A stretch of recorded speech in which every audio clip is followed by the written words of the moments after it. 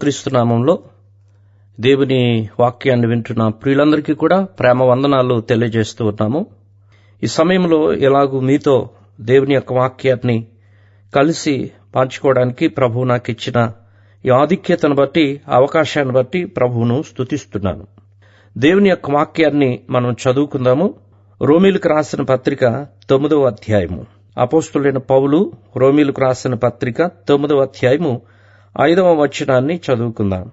పితరులు వీరివారు, శరీరమును బట్టి క్రీస్తు వీరిలో పుట్టెను. ఈయన సర్వాధికారి అయిన దేవుడయుండి నిరంతరము స్తోత్రార్హుడై ఉన్నాడు. ఆమెన్. చిన్నమాట ప్రార్థన చేసుకుందాం. ప్రేమ కలిగిన మా ప్రియ పరలోకపు తండ్రి, మీ ప్రశస్తమైన నామమునకు వందనములు, స్తోత్రములు, స్తుతులు చెల్లిస్తున్నాం. మీ ప్రియకుమారుడు, మా రక్షకుడునైన యేసుక్రీస్తు వారిలో ప్రేమించి మీరు అనుగ్రహించిన గొప్ప రక్షణను బట్టి మీకు స్తుతులు చెల్లిస్తున్నాం. ప్రభువా, మరి ఈ సమయంలో మీ లేఖనాలను ధ్యానించడానికి మీరిచ్చిన ఈ గొప్ప అవకాశం కొరకై స్తోత్రాలు చెల్లిస్తున్నాం. చదువుబడిన లేఖనాలు మా కొరకు ఆశీర్వదించండి. మాకు అర్థమయ్యే రీతిలో మాట్లాడండి. నిలువబడిన నేను బలహీనుడును, ఎన్నిక లేనివాడును, నిష్ప్రయోజకుడును. నన్ను మరుగు చేసి మీ తలంపులతో నింపి మీ చిత్త ప్రకారం వాడుకుని మహిమ పొందుమని మా మంచి బోధకుడైన క్రీస్తు యేసు అమూల్యమైన నామమున సహాయమునికై వేడుకొనుచున్నాము తండ్రి.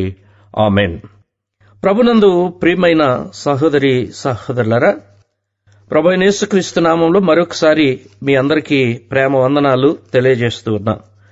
ఈ సమయంలో మనం దేవుని యొక్క వాక్యాన్ని మనం చదువుకున్నాం. రోమీయులకు రాసిన పత్రిక 9వ అధ్యాయము 5వ వచనంలో యేసుక్రీస్తు ఆయన ఎవరు అనంటే, యేసుక్రీస్తు సర్వాధికారి అయినటువంటి దేవుడు అనే విషయాన్ని మనం పరిశుద్ధ గ్రంథంలో మనం చదువుతూ ఉన్నాం. ఆయన సర్వాధికారి, సర్వము మీద, సకలము మీద అధికారం కలిగినటువంటి దేవునిగా ఆయనను మనం పరిశుద్ధ గ్రంథంలో మనం గమనిస్తూ ఉన్నాం.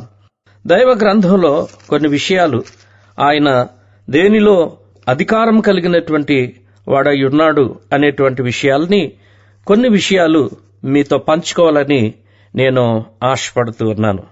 దాని కొరకు సహాయకరంగా లూకాసు వార్త 8వ అధ్యాయంలో, లూకాసు వార్త 8వ అధ్యాయము మొదటి నుంచి 56 వచనాల వరకు ఉన్న కొన్ని అంశాలను మనం గమనిస్తే గనక దైవ గ్రంథంలో మనం చూస్తున్నాం.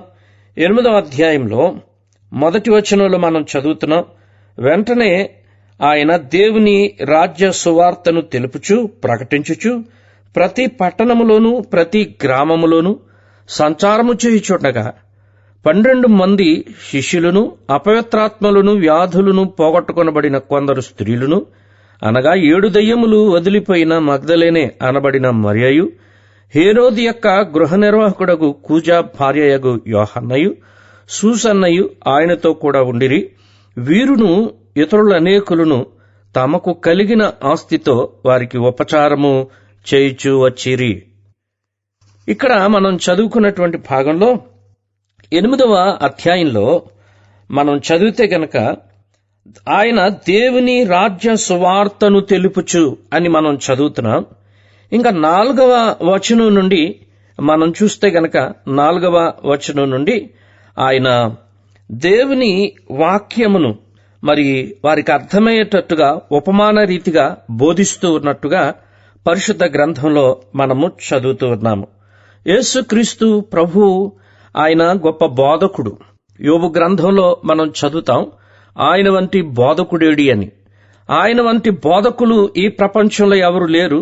ఆయన బోధించినట్టుగా బోధించగలిగినటువంటి వారు కూడా ఈ ప్రపంచంలో ఎవరూ లేరు. ఈ భాగంలో మనం చూస్తే గనక ఆయన బోధించుటకు అధికారము కలిగినటువంటి దేవునిగా మనం చూస్తున్నాం. ఆయన సర్వాధికారి అని మనం చదువుకున్నాం. ఆయన ఏ విషయాలలో ఆయన సర్వాధికారి అని మనం చూస్తే గనక ఈ వాక్యంలో మనం చదువుకున్న భాగంలో ఆయన వాక్యమును బోధించుటలో, ఆయన బోధించుటలో అధికారము కలిగినటువంటి దేవునిగా మనం చూస్తా ఉన్నాం. ప్రభునందు ప్రియమైనటువంటి దేవుని బిడ్డలారా, ఆయన బోధలు చాలా ఆశ్చర్యము, ఆయన బోధలు చాలా అద్భుతంగా ఉన్నట్టుగా మనం పరిశుద్ధ గ్రంథంలో మనం చదువుతాం. మార్కు సువార్త 1వ అధ్యాయము 22వ వచనంలో మనం చదివితే, ఆయన శాస్త్రుల వలె గాక అధికారము గలవాని వలె వారికి బోధించెను గనుక వారు ఆయన బోధకు ఆశ్చర్యపడిరి అని మనం చదువుతున్నాం. నిజంగా యేసుక్రీస్తు వారి యొక్క బోధ అధికారంతో కూడినటువంటి బోధ, కమాండింగ్. ఆయన బోధలో ఒక విధమైనటువంటి కమాండింగ్ ఉంది. ఇక్కడ యేసుక్రీస్తు వారి యొక్క బోధను గురించి మనం చూస్తే గనక ఆయన అధికారము కలిగినటువంటి వారి వలె ఆయన బోధించాడు అని మనం చదువుతాం. అలాగే లూకా సువార్త 4వ అధ్యాయము 31వ వచనంలో కూడా మనం చదివితే, అప్పుడు ఆయన గలిలయలోని కపెర్నహూము పట్టణమునకు వచ్చి విశ్రాంతి దినమున వారికి బోధించుచుండెను. ఆయన వాక్యము అధికారముతో కూడినదై ఉండెను గనుక వారు ఆయన బోధకు ఆశ్చర్యపడిరి అని మనం చదువుతున్నాం. ఆయన బోధలు ఆశ్చర్యం అని బైబిల్ గ్రంథంలో మనం చూస్తా ఉన్నామండి ప్రియులరా. ఆయన అధికారము గలవాని వలె బోధించాడు అని బైబిల్ గ్రంథం మనకి సెలవిస్తా ఉంది. మత్తయి సువార్తలో కూడా 7వ అధ్యాయము 29వ వచనంలో మనం చదివితే, ఏలయనగా ఆయన వారి శాస్త్రుల వలె కాక అధికారము గలవాని వలె బోధించెను అని మనం గమనిస్తున్నాం. కాబట్టి ప్రియులరా, ఆయన బోధించుటలో ఆయన అధికారం కలిగినటువంటి వ్యక్తిగా, ఆయన బోధలతో అనేక మందిని ఆకట్టుకున్న వ్యక్తిగా, ఆయన బోధలతో అనేక మందిని ఆకర్షించినటువంటి వ్యక్తిగా యేసుక్రీస్తు ప్రభువును మనము చూడగలుగుతాం. ఆయన ఏ కాలేజీలో చదువుకున్నట్టుగా వ్రాయబడలేదు, ఏ యూనివర్సిటీలో ఆయన చదువుకున్నట్టుగా వ్రాయబడలేదు. కానీ ఈయన ఎలా బోధిస్తున్నాడు, ఈయనకి జ్ఞానం ఎక్కడది అని అనేక మంది ఆశ్చర్యపడినటువంటి సందర్భాలు కూడా మనం పరిశుద్ధ గ్రంథంలో మనం గమనిస్తాం. ప్రియులరా, ఆయన బోధలు ఎలాంటివి అంటే, ఎలాంటి వ్యక్తులనైనా మంత్రముగ్ధులను చేసేటువంటి బోధలు ఆయన బోధలు. ఎలాంటి వ్యక్తులనైనా, ఎలాంటి కఠినమైనటువంటి హృదయాలనైనా కరిగించగలిగినటువంటి, కదిలించగలిగినటువంటి ఆ బోధ యేసుక్రీస్తు వారి బోధ. ఒకసారి మనం ఆలోచన చేస్తే గనక యోహాను సువార్తలో 7వ అధ్యాయంలో బంట్రోతుల్ని ప్రధాన యాజకుల యొద్దకును పరిసయ్యుల యొద్దకును వచ్చి అని మనము యోహాను సువార్త 7వ అధ్యాయము 45వ వచనంలో మనం చదువుతాం. అయితే ఈ 7వ అధ్యాయంలో ఏం జరిగింది అనంటే 32వ వచనంలో మనం చదివితే, జనసమూహం ఆయనను గూర్చి ఇలాగూ సనుగుకొనుట పరిసయ్యులు వినినప్పుడు ప్రధాన యాజకులను పరిసయ్యులను ఆయనను పట్టుకొనుటకు బంట్రోతులను పంపిరి అని మనం చదువుతున్నాం. యేసుక్రీస్తుని పట్టుకోవడానికి ప్రధాన యాజకులు, పరిసయ్యులు ప్రియులరా ఆయనను పట్టుకోవడానికి బంట్రోతులను పంపించారు. బంట్రోతులను పంపిస్తే వీళ్ళు వెళ్లే సమయానికి యేసుక్రీస్తు ప్రభువు అక్కడ బోధిస్తూ ఉన్నట్లుగా మనం గమనిస్తాం. ప్రియులరా, 45వ వచనంలో జరిగింది ఏమిటి అనంటే, ఇక్కడ మనం ఆలోచన చేస్తే గనక ఆ బంట్రోతులు ప్రధాన యాజకుల యొద్దకును పరిసయ్యుల యొద్దకును వచ్చినప్పుడు వారు ఎందుకు మీరాయనను తీసుకొని రాలేదని అడుగగా, ఆ బంట్రోతులు ఆ మనుష్యుడు మాట్లాడినట్టు ఎవడును ఎన్నడును మాట్లాడలేదు అనిరి. అప్పుడు పరిసయ్యులు అంటున్నారు, మీరు కూడా మోసపోయారా? ప్రభునందు ప్రియమైనటువంటి దేవుని పిల్లలరా, యేసుక్రీస్తు వారి యొక్క బోధ అధికారంతో కూడినటువంటి బోధ. ఎలాంటి వ్యక్తినైనా గద్దించిన బోధ, ఎలాంటి వ్యక్తినైనా కదిలించినటువంటి బోధ. పరిసయ్యులు ప్రధాన యాజకులు వారిని పంపించినప్పుడు బంట్రోతులు ఆయన మాటలకు మంత్రముగ్ధులైపోయి ఆయనను బంధించలేక ఆయన మాటలకి వారే బంధీలైపోయారు. ఒక ఆయన అన్నాడు, they went to arrest him, his words arrest them అన్నాడు. యేసుక్రీస్తును వారు బంధించాలని వెళ్లారు, కానీ ఆయన మాటలే వారిని బంధించాయి అని ఒక భక్తుడు కామెంటరీ చేశాడు. కాబట్టి ప్రియులరా, ఆయన బోధలు, యేసుక్రీస్తు యొక్క బోధలు చాలా అద్భుతమైనటువంటి బోధలు. ఆనాడు బోధించినటువంటి బోధలు నేటికి వేల మందిని, లక్షల మందిని, కోట్ల మందిని ప్రభావితం చేస్తూనే ఉన్నాయి. అది యేసుక్రీస్తు బోధలో ఉన్నటువంటి గొప్ప అంశం. ప్రియులారా, ఆయన బోధలు విన్నటువంటి మహాత్మా గాంధీ కూడా ఆయన కూడా ఈ కొండ మీద ఉన్నటువంటి ప్రసంగంలో ఉన్నటువంటి ధన్యతలను చదివి ఆయన మరి శాంతి మార్గంలోనే మనం స్వతంత్రాన్ని సంపాదించాలి అనేటువంటి ఆలోచనకి వచ్చాడు అని కొంతమంది చెప్తూ ఉన్నారు. కాబట్టి ప్రియులరా, సాత్వికులు ధన్యులు అనేటువంటి మాట గాంధీ గారిని ఎంతో ఆకర్షించిందని. కాబట్టి నాడు నేడు రేపు కూడా యేసుక్రీస్తు యొక్క బోధలు అనేక మందిని ఆకర్షించాయి, ఆకర్షిస్తున్నాయి, ఆకర్షించబోతాయి అనడానికి ఏమాత్రం కూడా సందేహం లేదండి. కాబట్టి ఇక్కడ మనం చదువుతున్నాం, యేసుక్రీస్తు ఆయన బోధించటానికి ఆయన అధికారము కలిగినటువంటి వ్యక్తిగా మనం చూస్తున్నాం. ఆయన సర్వాధికారి. 1వదిగా మనం చదువుకున్నాం, ఆయన బోధించుటకు అధికారము కలిగినటువంటి వ్యక్తి. అలాగే ఈ లూకా సువార్తలో మనము మరొక భాగాన్ని మనం ఆలోచన చేస్తే గనక లూకా సువార్త 8వ అధ్యాయము, లూకా సువార్త 8వ అధ్యాయము 22వ వచనం నుండి 25వ వచనం వరకు ఉన్నటువంటి భాగాన్ని మనం గమనిస్తే గనక యేసుక్రీస్తు ప్రభు ఆయన తన శిష్యులతో కూడా ఒక దోణి ఎక్కి ఆయన అద్దరికి పోవాలని ఆయన ఆలోచన చేసినట్లుగా మనం చూస్తున్నాం. ప్రియులరా, వారు వెళ్ళుచుండగా ఆయన నిద్రించాడు. అంతలో గాలి వాన ఆ సరస్సు మీదకు వచ్చి దోణి నీళ్లతో నిండిపోయింది.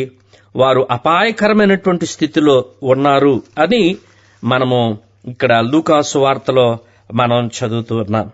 ప్రభునందు ప్రియమైనటువంటి దేవుని పిల్లలారా, ఇదే భాగాన్ని మనం చూస్తే మార్కు సువార్త 4వ అధ్యాయము 35వ వచనం నుండి 41వ వచనం వరకు కూడా మనం గమనించగలుగుతాం. యేసుక్రీస్తు ప్రభు అద్దరికి వెళ్లాలని ఆయన ఆలోచన చేస్తున్నారు. 36వ వచనంలో మనం చదువుతున్నాం, చిన్న దోణి అని మనం చదువుతున్నాం. యేసుక్రీస్తు ప్రభువారు ఆయన ఎన్నుకున్నటువంటి దోణి అది చిన్న దోణి అని మనం చదువుతున్నాం. 37వ వచనంలో పెద్ద తుఫాను అని మనం చదువుతున్నాం. దోణి చిన్నది, తుఫాను పెద్దదండి. ప్రియులరా, మానవుని యొక్క జీవితంలో, నా చిన్ని జీవితంలో, నా కుటుంబం చిన్నది, నా సంపాదన చిన్నది, నా జీతం చిన్నది, మేము చాలా చిన్నవారం, కానీ మాకెందుకు ఇలాంటి పెద్ద సమస్యలు వచ్చాయి అని కొన్నిసార్లు మన జీవితాల్లో మనం ఆందోళన చెందడానికి అవకాశం ఉందండి ప్రియులరా.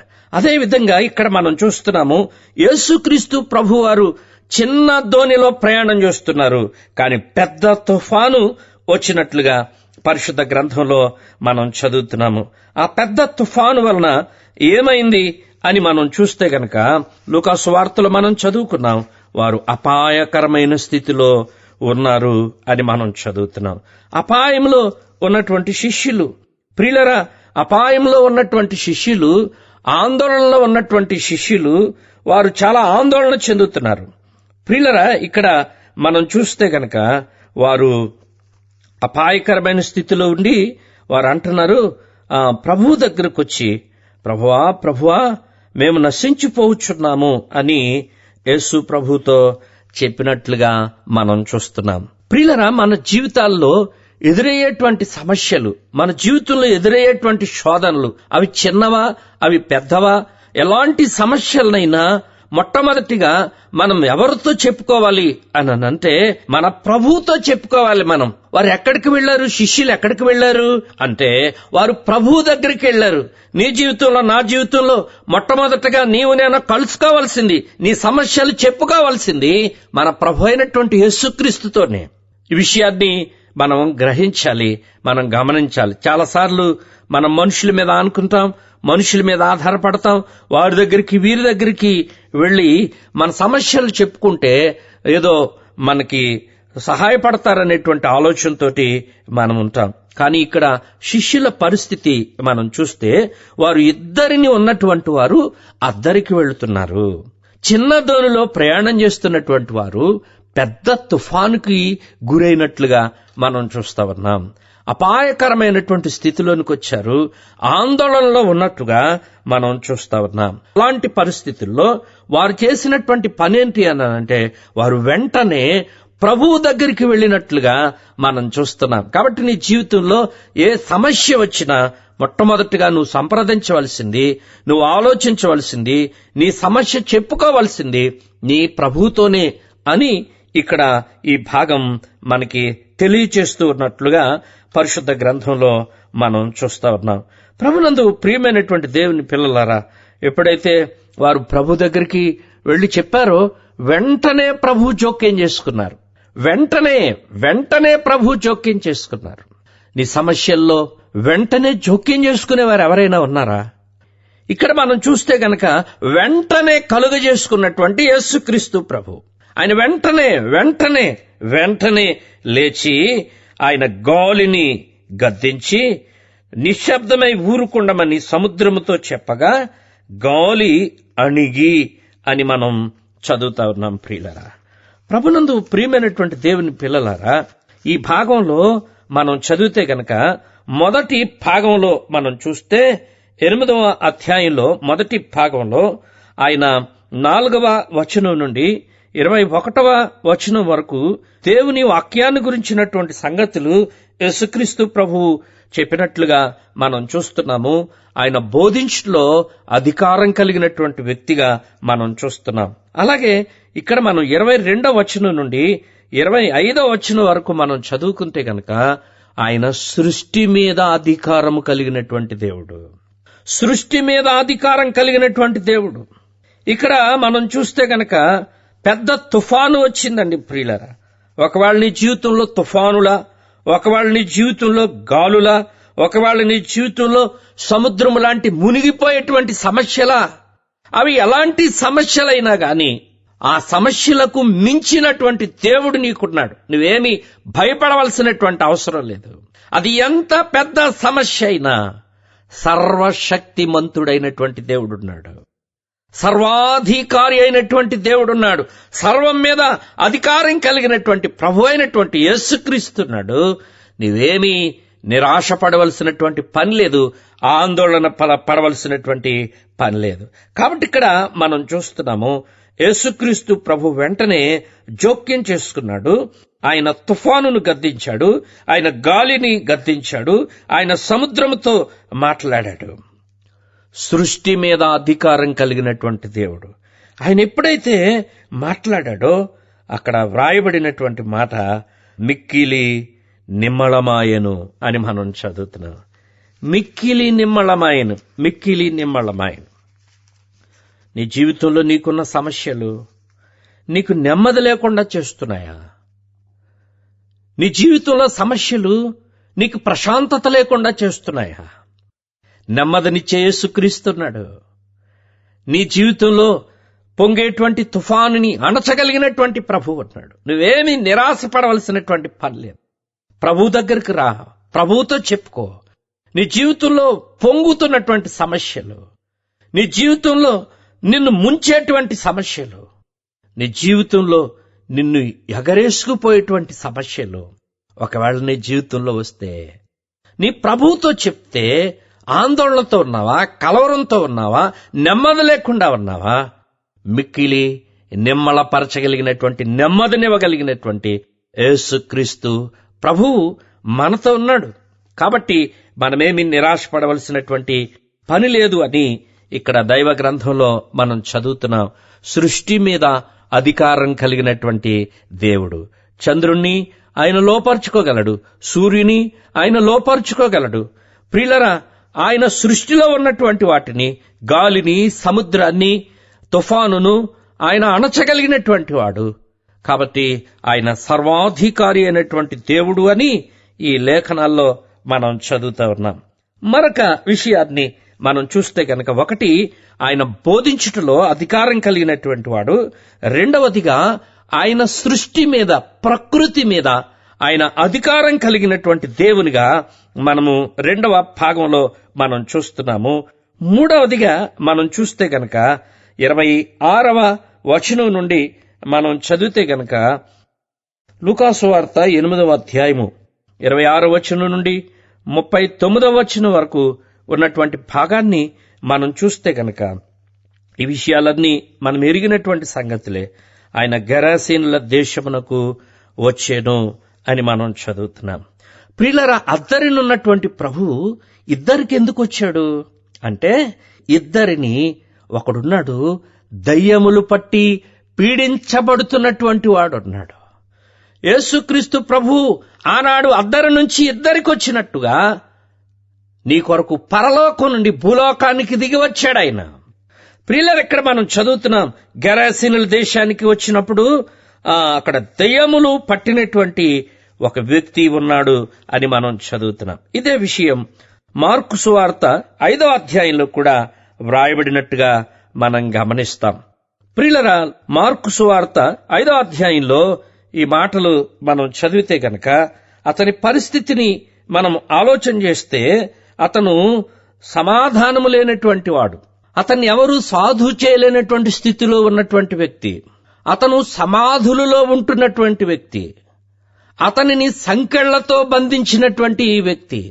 సంకెళ్లతో బంధించారు, సమాధులలో ఉంటున్నాడు, సాధు చేయలేనటువంటి స్థితిలో ఉన్నాడు, సమాధానము లేనటువంటి స్థితిలో ఉన్నాడు. అంటే తనను తాను గాయపరుచుకుంటున్నటువంటి పరిస్థితుల్లో ఈ వ్యక్తి ఉన్నట్టుగా మనం పరిశుద్ధ గ్రంథంలో మనం చదువుతా ఉన్నాం.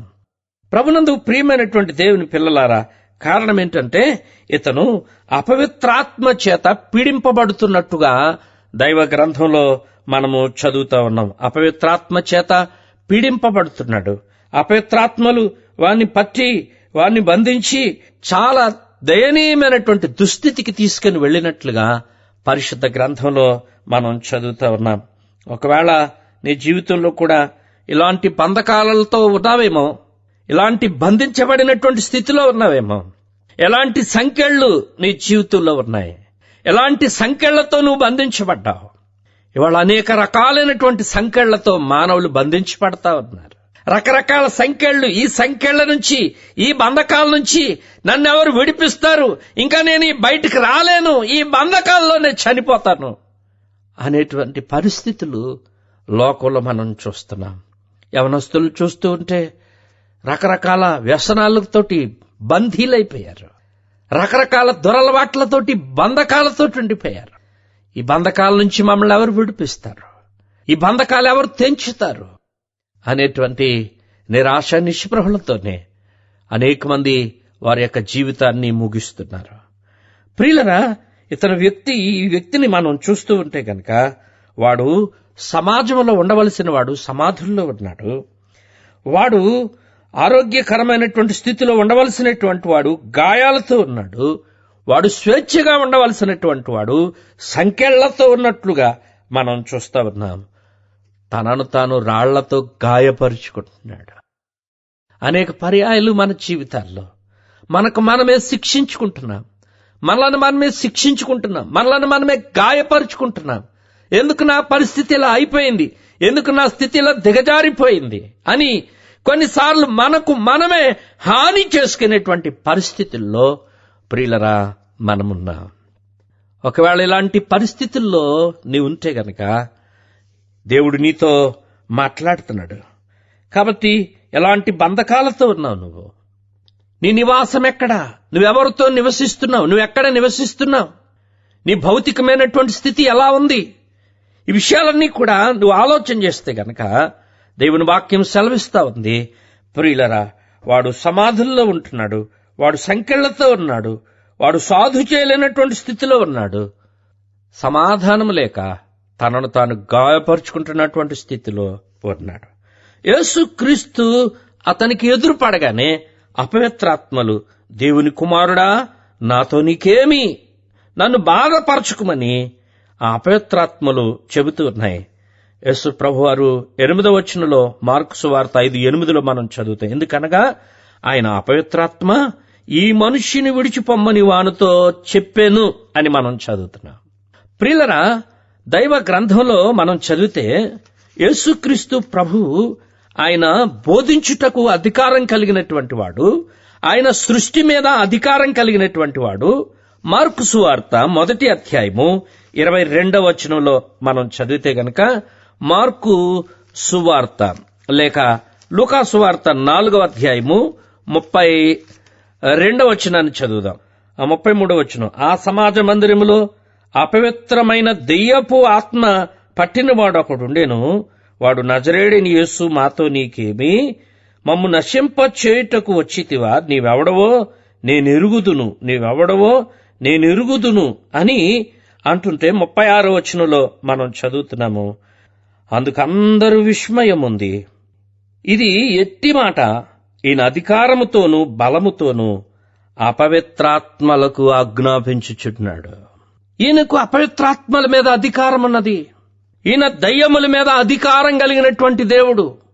అపవిత్రాత్మల మీద, సాతాను మీద అధికారం కలిగినటువంటి దేవునిగా మనం చూస్తా ఉన్నాం. 36వ వచనంలో మనం చదువుతున్నాం. ఆయన అధికారముతోనూ బలముతోనూ అపవిత్రాత్మలకు ఆజ్ఞాపింపగానే అవి వదిలిపోవుచున్నవని ఒకనితో ఒకడు చెప్పుకున్నారు అని మనం చదువుతున్నాం.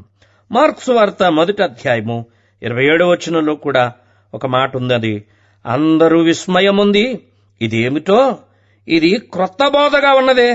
ఈయన అధికారంతో అపవిత్రాత్మలకు ఆజ్ఞాపింపగా అవి ఆయనకు లోబడుచున్నవని ఒకనితో ఒకడు చెప్పుకొనిరి. వెంటనే ఆయనను గూర్చిన సమాచారము త్వరలో గలిలయ ప్రాంతములకు వ్యాపించెను అని మనం చదువుతున్నాం. ప్రియులరైన, అపవిత్రాత్మల మీద అధికారం కలిగిన వాడు, దయ్యపు శక్తుల మీద అధికారం కలిగినటువంటి వాడు. ఎలాంటి శక్తుల చేత నువ్వు పీడింపబడుతున్నావు? ఎలాంటి బంధకాలతో నీవున్నావు? యేసుక్రీస్తు ఎప్పుడైతే ఆ వ్యక్తి జీవితంలో జోక్యం చేసుకున్నాడో, సమాధుల్లో ఉండేవాడు సమాజంలోనికి వచ్చాడు. సాధు చేయలేనివాడు సమాధాన స్థితిలో ఉన్నాడు. దిగంబరుడు వస్త్రాలు ధరించుకున్నాడు. సంకెళ్లతో ఉన్నవాడు స్వేచ్ఛాపరుడయ్యాడు. యేసుక్రీస్తుకి సాక్షి అయినట్లుగా మనం పరిశుద్ధ గ్రంథంలో మనం చదువుతున్నాం. ఆయన గూర్చి సాక్ష్యం ఇస్తున్నాడు. ఎంత అద్భుతమైనటువంటి సంగతి. కాబట్టి ప్రియులరా, మొదటిగా మనం చూసాం ఆయన బోధ అధికారంతో కూడినటువంటిది. రెండవది, ఆయన సృష్టిపైన అధికారం కలిగినవాడు. మూడవది, ఆయన అపవిత్రాత్మలపైన అధికారం కలిగినవాడు. నాలుగవదిగా మనం చూస్తే గనక, నాలుగవ సంగతి మనం చదివితే లూకా సువార్త 8వ అధ్యాయము.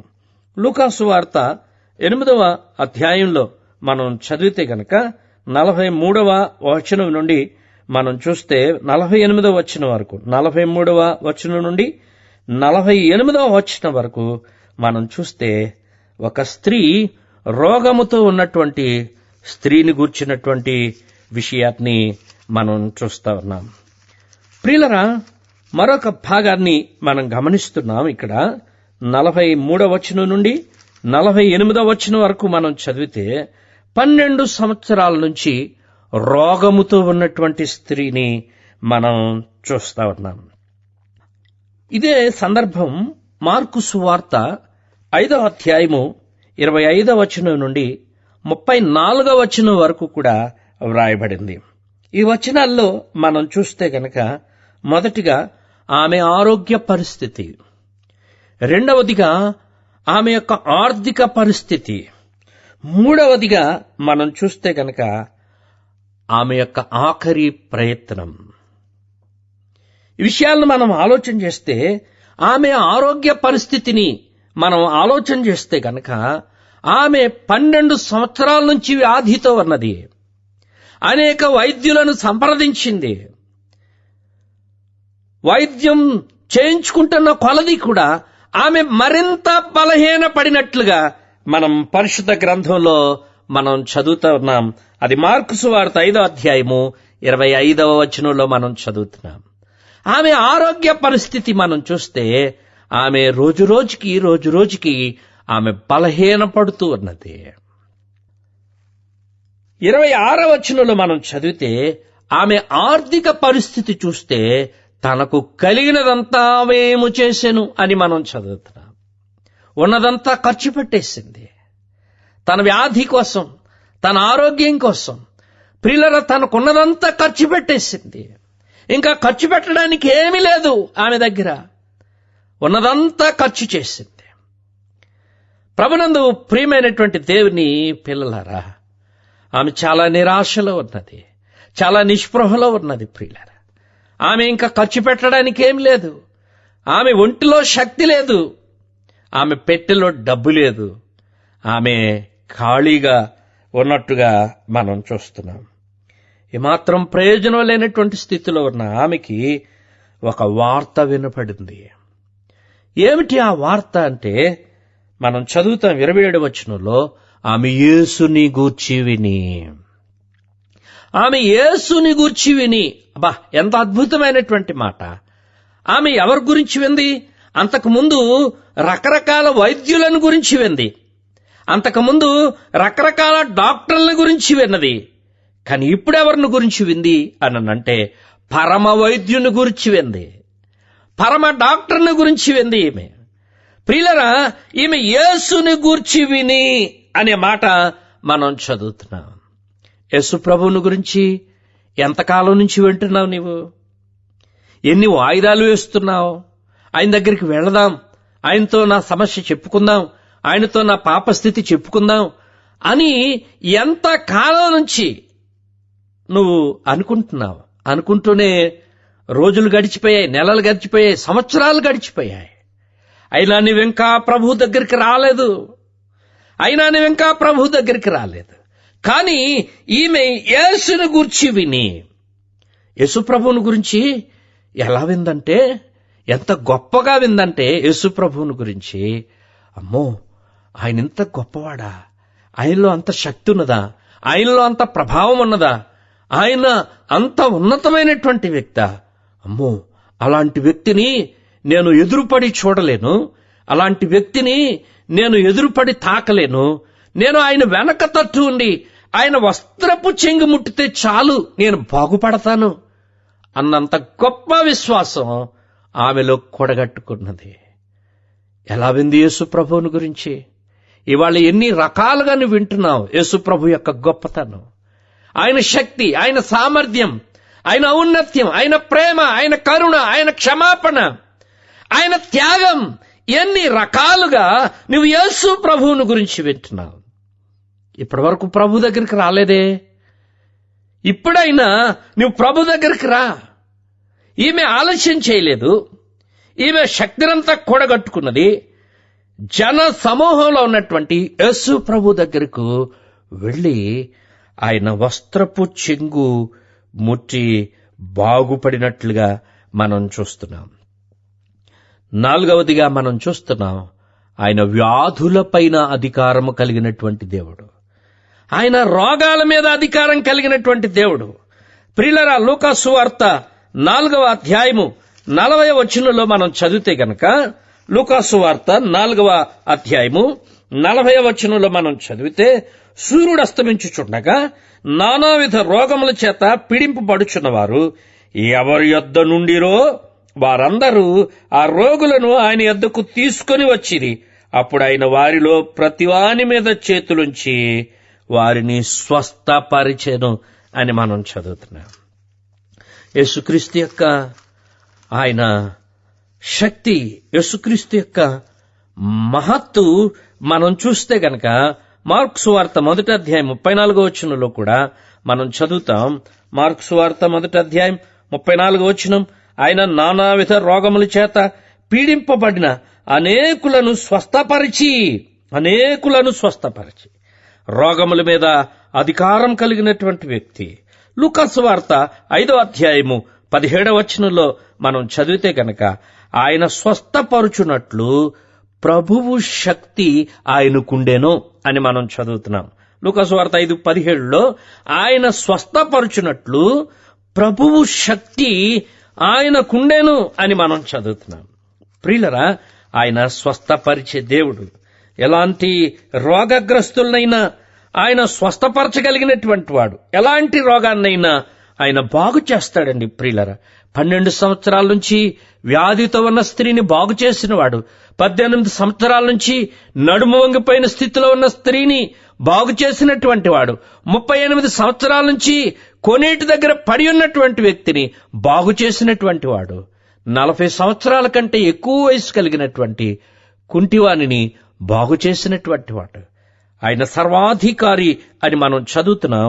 ఆయన వ్యాధులపైన అధికారము కలిగినటువంటి దేవుడు అని పరిశుద్ధ గ్రంథంలో మనం చదువుతూ ఉన్నామండి ప్రియులరా. ఎలాంటి వ్యాధిగ్రస్తులనైనా ఆయన బాగు చేయగలడు, ఆయన స్వస్థపరచగలడు. కాబట్టి ఇక్కడ మనం చూస్తున్నాము యేసుక్రీస్తు ఆయన ఎలాంటి వాడు అనంటే మత్తయి సువార్త 8:17 ఒక మాట మనం చదివితే, ఆయన మాట వలన దయ్యములను వెళ్ళగొట్టి రోగులనెల్లను స్వస్థపరిచాను. ఆయన బాగు చేయలేని రోగం లేదు, ఆయన నయము చేయని రోగం లేదు, ఆయన తగ్గించలేనటువంటి వ్యాధి లేదు. 4వదిగా మనం చదువుతున్నాం, ఆయన రోగముల మీద అధికారం కలిగినటువంటి దేవుడు. ఆయన నిన్ను బాగు చేయాలంటే విశ్వాసం ఉండాలి. ఆయన మీద నీకు విశ్వాసం ఉండాలి.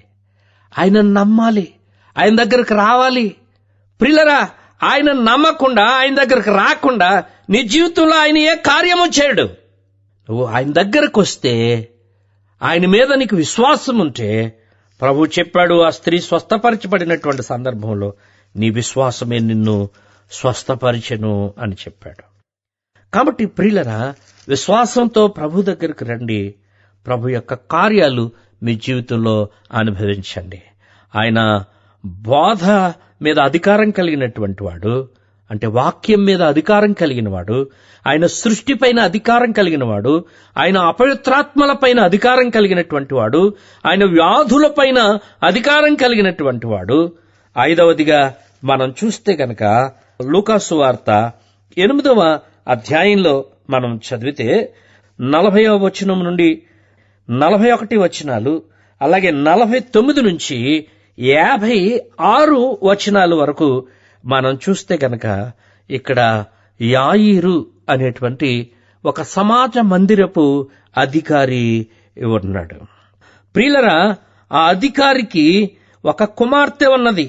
ఆమెకి 12 సంవత్సరాల వయసు అని మనం చదువుతున్నాం. ఆమె చావ సిద్ధముగా ఉన్నది, ఆమె చనిపోవడానికి సిద్ధంగా ఉంది. అలాంటి పరిస్థితుల్లో అతడు తన ఇంటికి రమ్మని ఆయనను బతిమాలుకొనేను. ఆయన ఇంటికి రమ్మని బతిమాలుకున్నాడు ఆ సమాజ మందిరపు అధికారి.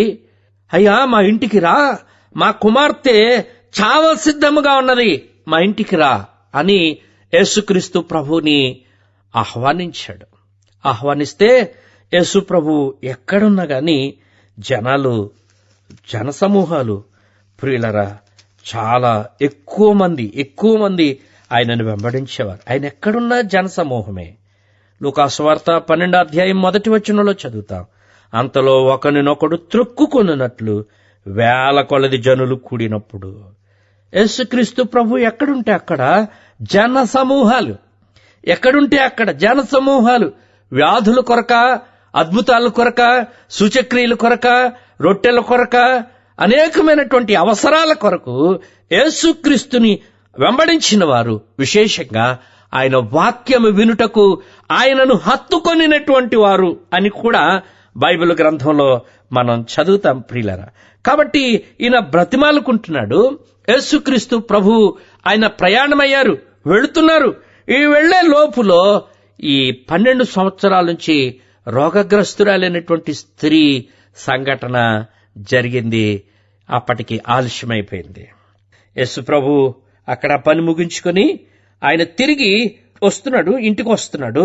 అయితే అధికారి ఇంట నుండి ఒకడొచ్చి అంటున్నాడు, అయ్యా, నీ కుమార్తె చనిపోయింది, ఇంకా బోధకుని శ్రమ పెట్టవద్దు. నీ కుమార్తె చనిపోయింది. ఎంత విచారకరమైనటువంటి వార్త, ఎంత విషాదకరమైనటువంటి వార్త. అదే మనమే ఆ అధికారులమైతే ఏమంటాం? అసలు నీ దగ్గరికి ఎప్పుడొచ్చాను, నేను ఎంత సమయానికి వచ్చాను, నువ్వు కావాలని ఇట్లా ఆలస్యం చేసావు, నువ్వు ముందొచ్చుంటే నా కుమార్తె బ్రతికేది అని మనం నోటుకొచ్చినట్లుగా మాట్లాడతాం. ఇవాళ చాలా మంది సేవకుల్ని ఇట్లా మాట్లాడే వాళ్ళు ఉన్నారండి. నోటుకొచ్చినట్టుగా మాట్లాడతారు. కానీ ఈ అధికారి నుంచి, ఈ ఆయురు నుంచి మనం నేర్చుకోవలసినటువంటి విషయాలు చాలా ఉన్నాయి. ప్రియులరా, ఆయన ఆ వార్త వినగానే గుండె జారిపోయి ఉంటుంది. ఆ వార్త వినగానే గుండె పగిలిపోయి ఉంటుంది. అయ్యో, కుమార్తె చనిపోయిందా. ఒక్కతే కుమార్తె.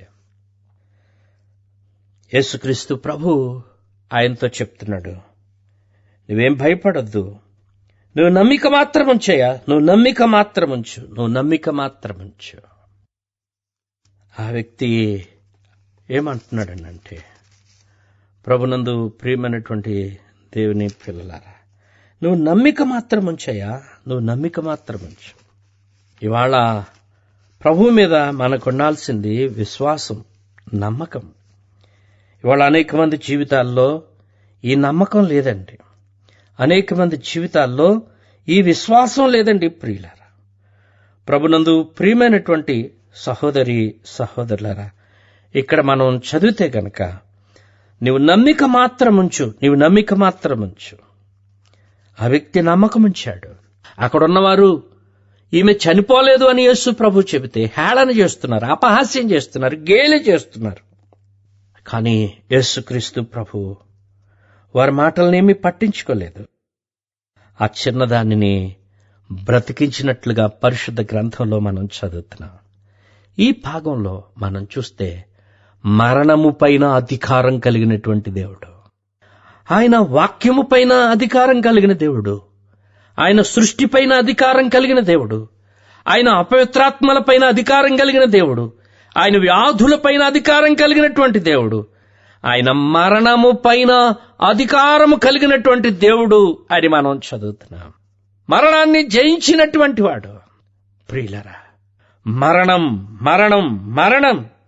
ప్రియులరా, ఇక్కడ మనం చదువుతున్నాం దైవ గ్రంథంలో మనం చూస్తే గనక ఆయన మరణము పైన అధికారం కలిగినటువంటి దేవునిగా మనం చూస్తా ఉన్నాం. మత్తయి సువార్త 9వ అధ్యాయంలో ఈ మాటలు వ్రాయబడ్డాయి. ఆ చిన్నదాన్ని యేసుక్రీస్తు ప్రభు ఎలా లేపారో అనేటువంటి విషయాలు మనం చూస్తున్నాం. లూకాసు వార్తలో 7వ అధ్యాయంలో, లూకాసు వార్త 7వ అధ్యాయం 12వ వచనంలో మనం చదివితే కనుక అక్కడ నాయను అనేటువంటి ఊరిలో ఉన్నటువంటి విధవరాలి యొక్క కుమారుని, అతడు కూడా ఒక్కడే కుమారుడండి. ఆ ఒక్కడే కుమారుడైనటువంటి వారిని యేసుక్రీస్తు బ్రతికించాడు. అంత మాత్రమే కాదు, 4 దినాలు సమాధిలో ఉన్నటువంటి లాజరును కూడా యేసుక్రీస్తు ప్రభువు బ్రతికించినట్లుగా పరిశుద్ధ గ్రంథంలో మనం చదువుతున్నాం.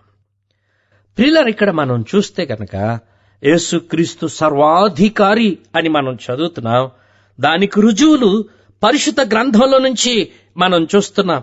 6వదిగా మనం చూస్తే గనక యేసుక్రీస్తు ఆయన ఇంకా దేని మీద అధికారం కలిగినటువంటి వాడు అంటే మత్తయి సువార్త 9వ అధ్యాయము 6వ వచనం.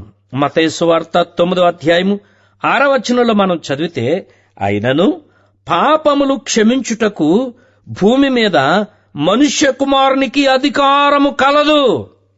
పాపము మీద అధికారం కలిగినటువంటి వాడు, పాపములు క్షమించే అధికారం కలిగినటువంటి వాడు ప్రభు అయినటువంటి యేసుక్రీస్తు. ఇవాళ పాపాన్ని జయించినటువంటి వాడు ఈ ప్రపంచంలో ఎవరు లేరండి. ప్రతి ఒక్కరూ పాపం చేసి దేవుడు అనుగ్రహించే మహిమ పొందలేకపోతున్నారని దైవ గ్రంథం సెలవిస్తా ఉంది. ప్రియులారా, ప్రభునందు ప్రియమైనటువంటి దేవుని పిల్లలారా, పాపము లేనివాడు లేడు, పాపము చేయనివాడు లేడు. ఒక పాపిని క్షమించలేడు, ఒక పాపిని పరిశుద్ధునిగా చేయలేడు. కాబట్టి ఇక్కడ మనం చూస్తున్నాం, యేసుక్రీస్తు ప్రభు ఆయన పాపము మీద అధికారం కలిగిన వాడు, లేక పాపములు క్షమించడానికి అధికారం కలిగినటువంటి వాడు. ఎందుకు అనంటే కొరింథీయులకు రాసిన 2వ పత్రిక 5వ అధ్యాయము, కొరింథీయులకు రాసిన 2వ పత్రిక 5వ అధ్యాయము 21వ వచనంలో మనం చదివితే గనక 21వ వచనం, పాపమెరుగని ఆయన అని మనం చదువుతున్నాం. ఆయన ఏమెరగడు? ఆయన పాపం ఎరగడండి. పాపము ఎరగని వాడు ఎవరైనా ఈ లోకంలో ఉన్నారా అంటే ఉన్నారు. ఎవరైనా ఆయనే ప్రభు అయిన యేసుక్రీస్తు అండి. ప్రియులారా, హెబ్రీయులకు రాసిన పత్రిక 4వ అధ్యాయము, హెబ్రీయులకు రాసిన పత్రిక 4వ అధ్యాయము 15వ వచనంలో మనం చదివితే 4వ అధ్యాయము 15వ వచనంలో ఆయన గురించి వ్రాయబడిన మాట, ఆయన పాపము లేనివాడు అని మనం చదువుతున్నాం. ఎవరైనా పాపము లేని వారు ఎవరైనా ఉన్నారా? పాపము ఎరగని వారు ఎవరైనా ఉన్నారా? చాలాసార్లు అంటాం మనం, నేనే పాపం ఎరగను అంటాం, కానీ మన అన్నీ తెలుసు మనకి. కానీ పాపం ఎరగని ప్రభువు, ప్రియులరా, పాపము లేని ప్రభువు అని మనం చదువుతున్నాం. మరొక మాట మనం చదివితే గనక యోహాను రాసిన మొదటి పత్రికలో మనం చదివితే, యోహాను రాసిన మొదటి పత్రిక 3వ అధ్యాయంలో మనం చదివితే గనక ప్రభు అయినటువంటి యేసుక్రీస్తు ఆయన ఎలాంటి వాడంటే 5వ వచనంలో, మీకు తెలియను ఆయన యందు పాపమేమీ లేదు, ఆయన యందు పాపమేమీ లేదు అని మనం చదువుతున్నాం. పేతురు రాసిన మొదటి పత్రికలో మనం చదివితే గనక 2వ అధ్యాయము 22వ వచనంలో, ఆయన పాపము చేయలేదు, ఆయన పాపము చేయలేదు. ప్రియులర, పాపము క్షమించటానికి ఆయన ఎందుకు అధికారం కలిగినటువంటి వాడు అనంటే, ఆయన ఎందుకు అధికారం కలిగిన వాడు అంటే, ప్రియులరా, ఆయన పాపము ఎరుగడు, ఆయనలో పాపము లేదు, ఆయన పాపము చేయలేదు. యోహాను సువార్త 8వ అధ్యాయంలో ఆనాటి సమాజానికి సవాలు చేశాడు. నాలో పాపమున్నదని మీలో ఎవడు స్థాపించును అన్నాడు. నాలో పాపమున్నదని మీలో ఎవడు స్థాపిస్తాడు? 8వ అధ్యాయం 46 వచ్చిన యోహాను సువార్తలో మనం చదువుతున్నాం. పాపము లేనటువంటి ప్రభువు, పాపిని పరిశుద్ధినిగా మార్చగలిగినటువంటి ప్రభువు, పాపములు క్షమించటానికి అధికారం కలిగినటువంటి వాడు. ఈయన మాత్రమే పాపిని పరిశుద్ధినిగా చేయగలిగినటువంటి వాడు. ఈయన మాత్రమే పాపాలు క్షమించగలిగినటువంటి వాడు. ఈ భూమి మీద పాపాలు క్షమించే అధికారం ఎవరికీ లేదండి ప్రియులారా. యేసుక్రీస్తు ఒక్కడే పాపాలు క్షమించగలడు. చివరిగా మనం చదివితే గనక ఈయన ఇంకా ఎలాంటి అధికారం కలిగినటువంటి వాడు అంటే, యోహాను సువార్త 10వ అధ్యాయము 18వ వచనం, ఎవడును నా ప్రాణము తీసుకొనడు, నా అంతట నేనే దాన్ని పెట్టుచున్నాను, దాన్ని పెట్టుటకు నాకు అధికారము కలదు, దాన్ని తిరిగి తీసుకొనుటకు నాకు అధికారము కలదు అంటున్నాడు. చాలా మంది ఈ దినాల్లో మాట్లాడుతున్నారు, మేకులు పిక్కులేకపోయాడు, చెక్కలకి వ్రాలాడాడు, మేకులు పిక్కులేకపోయాడు, చాలా దయనీయమైనటువంటి మరణాన్ని పొందాడని చాలా నీచంగా మాట్లాడుతున్నారు. యేసుక్రీస్తుని గురించి అర్థం కాక, ప్రియులరా, 3 చెక్కల దేవుడని, ఇంకా రకరకాల 3 మేకుల దేవుడని, ఆయన శిలువ మీద చాలా ఘోరమైనటువంటి మరణం పొందాడని చాలా నీచంగా మాట్లాడేటువంటి పరిస్థితులు లోకంలో మనం చూస్తున్నాం. కానీ దేవుని వాక్యం చెప్తా ఉంది, నేను నా ప్రాణాన్ని పెట్టగలను, దాన్ని తిరిగి తీసుకోవడానికి, నా పెట్టడానికి అధికారం ఉన్నది, దాన్ని తిరిగి తీసుకోవడానికి నాకు అధికారం ఉన్నది. ఎవరైనా ఉన్నారా ఈ లోకంలో? ఇలాంటి మాటలు చెప్పగలిగినటువంటి వారు ఎవరైనా ఉన్నారా? ప్రాణం పోగొట్టుకున్న వారే కానీ ప్రాణాన్ని తిరిగి పొందినటువంటి వారు ఈ ప్రపంచంలో ఎవరు లేరు. యేసుక్రీస్తు ఒక్కడే. ప్రపంచంలో అన్ని సమాధులు మూయబడినటువంటి సమాధులు. ఈనాడు యేసుక్రీస్తు సమాధి మాత్రమే తెరవబడినటువంటి సమాధి, తెరవబడిన సమాధి. సమాధిని గెలిచినవాడు, సమాధిని జయించినటువంటి వాడు, మృతిని గెలిచినటువంటి వాడు. ప్రియులరా, మరణమా నీ ముల్లెక్కడా, మరణమా నీ విజయం ఎక్కడా అని ప్రియులరా కేక వేసినటువంటి వాడు ప్రభు అయినటువంటి యేసుక్రీస్తు. ప్రభునందు ప్రియమైనటువంటి దేవుని పిల్లలారా, యేసుక్రీస్తు ఎవరు? యేసుక్రీస్తు ఎవరు? కొరింథీయులకు రాసిన మొదటి పత్రిక 15వ అధ్యాయంలో మనం చదువుతాం. 56వ వచనంలో, మరణమా, ఓ మరణమా నీ విజయం ఎక్కడా, ఓ మరణమా నీ ముల్లెక్కడా అన్నాడు. ప్రభు అయినటువంటి యేసుక్రీస్తు మరణాన్ని జయించినవాడు, మరణం మీద అధికారం కలిగినటువంటి వాడు, ప్రాణం మీద అధికారం కలిగిన వాడు. ఆయన పెడతాడు, ఆయన దాన్ని తిరిగి తీసుకుంటాడు. ఆయన ఎందుకు చనిపోయాడో తెలుసా? ఆయన ఎందుకు చనిపోయాడు అని అంటే ప్రియులారా, హెబ్రీయులకు రాసినటువంటి పత్రికలో మనం చదువుతున్నాం. హెబ్రీయులకు రాసిన పత్రిక 2వ అధ్యాయము 15వ వచనంలో మనం చదివితే గనక, మరణము యొక్క బలము గలవానిని అనగా అపవాదిని మరణము ద్వారా నశింపచేయుటకు అని మనం చదువుతున్నాం. ప్రియులారా, మరణము యొక్క అధికారం కలిగినటువంటి వాని చేతిలో ఉన్న మానవుణ్ణి విడిపించటానికి ఆయన మరణాన్ని జయించి తిరిగి లేచినట్లుగా పరిశుద్ధ గ్రంథంలో మనం చూస్తున్నాం. ప్రభునందు ప్రియులారా, ఆయన నమ్మిన వారు మరలా మరణాన్ని తిరిగి లేస్తారు. ఆయన వచ్చినప్పుడు తిరిగి లేస్తారు, సమాధులు తెరవబడతాయి అని దేవుని యొక్క వాక్యం సెలవిస్తా ఉంది. ప్రియ సహోదరి సహోదరుడా, ఆయన ఎవరనుకుంటున్నావు? ఆయన ఎలాంటి వాడు అనుకుంటున్నావు? తక్కువ చేసి మాట్లాడుతున్నావా? ఆయన్ని తక్కువగా అంచనా వేసావా? ఆయనకేమీ తెలియదు అన్నట్టుగా మాట్లాడుతున్నావా? ఆయనకేమి చేతరాదు అన్నట్టుగా మాట్లాడుతున్నావా? అయితే ఆయన వాక్యము బోధించుట్లో ఆయన అధికారం కలిగినవాడు. ఆయన సృష్టి మీద అధికారం కలిగినవాడు. ఆయన అపవిత్రాత్మల మీద అధికారం కలిగినవాడు. ఆయన వ్యాధుల పైన అధికారం కలిగినవాడు. ఆయన మరణం పైన అధికారం కలిగినటువంటి వాడు. పాపము మీద అధికారం కలిగినవాడు. ప్రాణం పెట్టడానికి, దాన్ని తిరిగి తీసుకోవడానికి అధికారం కలిగినటువంటి దేవుడు. ఒకవేళ నీ జీవితంలో మరణ భయం ఉన్నదా? మరణ భయం ఒకవేళ నిన్ను వేధిస్తుందా, నిన్ను పీడిస్తుందా? ప్రభువు అయినటువంటి యేసుక్రీస్తు ఉన్నాడు. ఆ మరణ భయం నుంచి నిన్ను విడిపిస్తాడు. ఆ మరణ దాస్యం నుంచి నిన్ను విడిపిస్తాడు. నీ జీవితంలో నీకు జయ జీవితం ఇస్తాడు. ఆయన అధికారం క్రిందికి రా. ఆయన అధికారం క్రిందికి రా. ఆయన ఒప్పుకో. ఆయన పాదాల మీద పడు. యేసుక్రీస్తు ప్రభువుని నీ సొంత రక్షకునిగా నీ జీవితంలో అంగీకరించు.